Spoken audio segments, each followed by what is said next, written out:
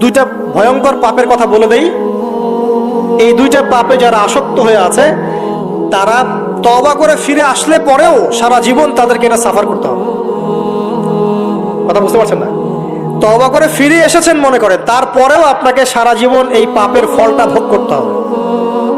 এক, মাদক দ্রব্য দীর্ঘদিন সেবন করেছেন, তওবা করেছেন, ফিরে এসেছেন, আল্লাহ হয়তো মাফ করে দিয়েছেন, আল্লাহ পাক মাফ করে দিয়েছেন, বাট আপনি আপনার দেহের যে ক্ষতিটা করে ফেলেছেন এটা পোষাতে পারবেন না।